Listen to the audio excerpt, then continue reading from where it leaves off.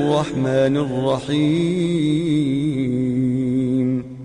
نون والقلم وما يسطرون ما أنت بنعمة ربك بمجنون وإن لك لأجرا غير ممنون وإنك لعلى خلق عظيم فستبصر ويبصرون بأيكم المفتون إن ربك هو أعلم بمن ضل عن سبيله وهو أعلم بالمهتدين فلا تطع المكذبين ودوا لو تدهن فيدهنون ولا تطع كل حلاف مهين هماز مشاء بنميم مناع للخير معتد أثيم عتل بعد ذلك زنيم أن كان ذا مال وبنين إذا تتلى عليه آياتنا قال أساطير الأولين سنسمه على الخرطوم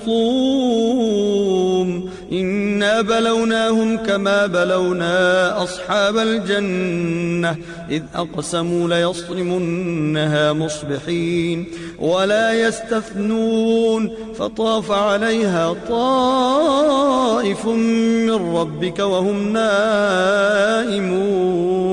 فأصبحت كالصريم فتنادوا مصبحين أن اغدوا على حرثكم إن كنتم صارمين فانطلقوا وهم يتخافتون ألا يدخلنها اليوم عليكم مسكين وغدوا على حرد قادرين فلما رأوها قالوا إنا لضالون بل نحن محرومون قال أوسطهم ألم أقل لكم لولا تسبحون قالوا سبحان ربنا إنا كنا ظالمين فأقبل بعضهم على بعض يتلاومون قالوا يا ويلنا إنا كنا طاغين عسى ربنا أن يبدلنا خيرا منها إنا إلى ربنا راغبون كذلك العذاب ولعذاب الآخرة أكبر لو كانوا يعلمون إن للمتقين عند ربهم جنات النعيم أفنجعل المسلمين كالمجرمين ما لكم كيف تحكمون أم لكم كتاب فيه تدرسون إن لكم فيه لما تخيرون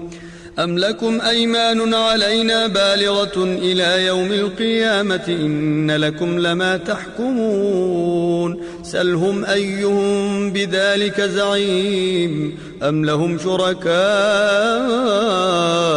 فليأتوا بشركائهم إن كانوا صادقين يوم يكشف عن ساق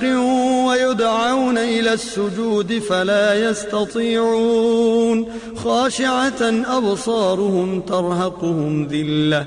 وقد كانوا يدعون إلى السجود وهم سالمون فذرني ومن يكذب بهذا الحديث سنستدرجهم من حيث لا يعلمون وأملي لهم إن كيدي متين أم تسألهم أجرا فهم من مغرم مثقلون أم عندهم الغيب فهم يكتبون فاصبر لحكم ربك ولا تكن كصاحب الحوت إذ نادى وهو مكظوم لولا أن تداركه نعمة من ربه لنبذ بالعراء وهو مذموم فاجتباه ربه فجعله من الصالحين وإن يكاد الذين كفروا ليزلقونك بأبصارهم لما سمعوا الذكر ويقولون إنه لمجنون وما هو إلا ذكر للعالمين.